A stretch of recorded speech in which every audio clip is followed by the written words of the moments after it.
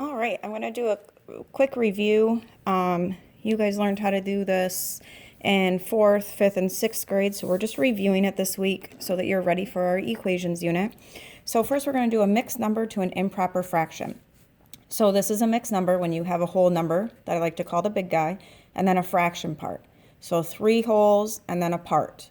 And an improper fraction is when your numerator is larger than your denominator.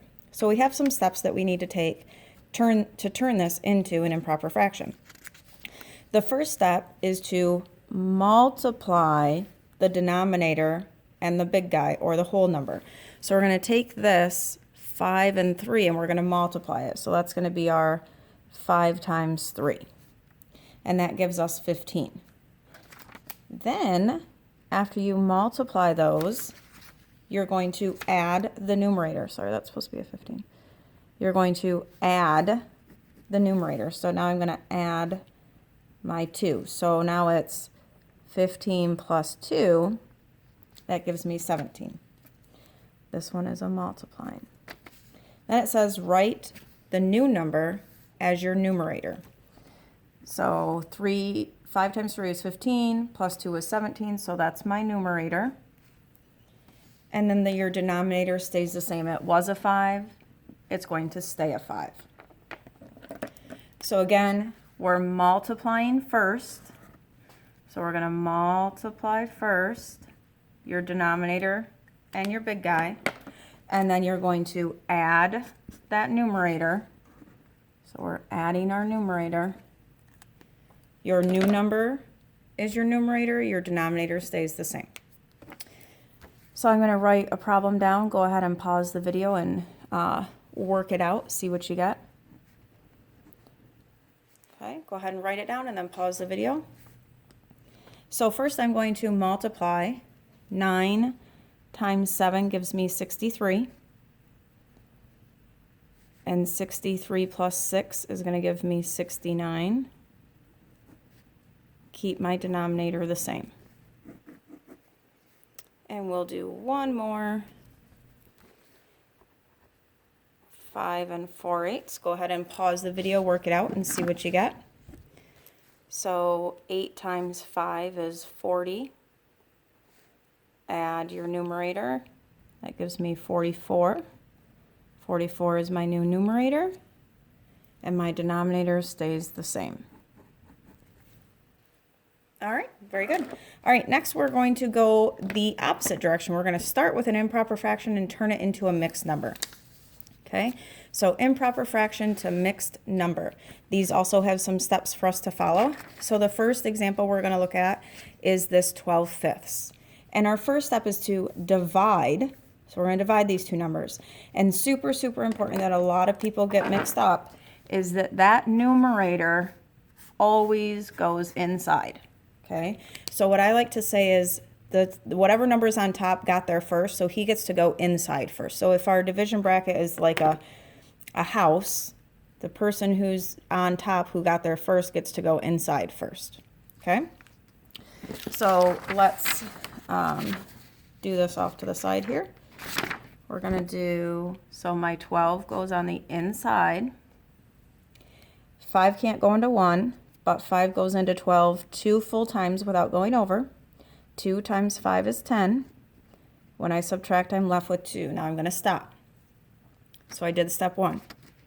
Step 2 says that the top number becomes my whole number, or my big guy.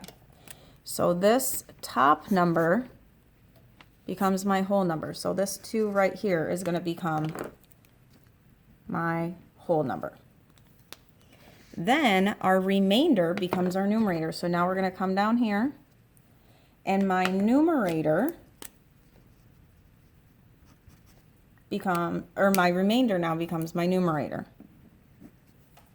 Okay, so our remainder becomes our numerator. And then just like before, our denominator stays the same.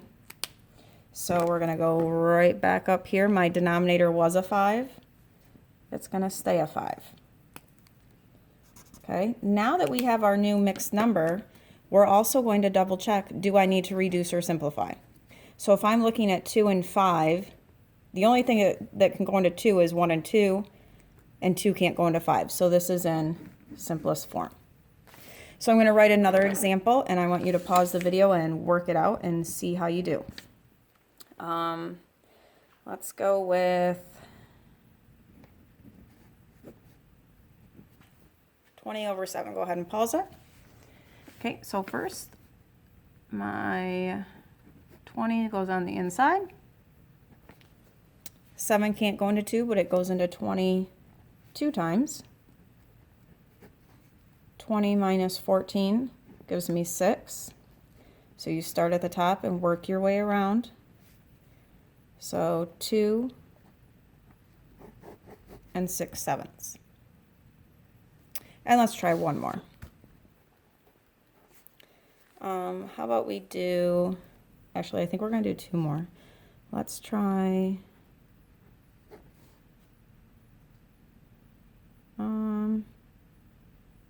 I don't know. Let's change that to an 8. 28/10. Okay, so your numerator always goes on the inside. 10 can't go into 2, but it goes into 28 2 times. 2 times 10 is 20. When I subtract, I'm left with 8. So I'm going to do my little workaround here. 2 and 8/10. And remember, we need to check to see, can it be simplified? 8 and 10 are both even numbers, and all even numbers can be divided by 2. The most important thing that people forget is they forget to keep their big guy. 8 divided by 2 is 4. 10 divided by 2 is 5. So now we're done. I want to show you one special case scenario. What if you have something like this? Okay, so your numerator always goes on the inside. 4 can't go into 2, but 4 goes into 25 times, and it actually goes in evenly. So if we were to do our little workaround, right, big guy, numerator, denominator, we learned that anytime you have a numerator with a 0 in it, this whole thing equals 0. So anytime you don't have a remainder, it's just 0, this will not be your answer. Anytime you have a remainder, all you have is a big guy, a whole number, because it went in evenly. It went in with nothing left over.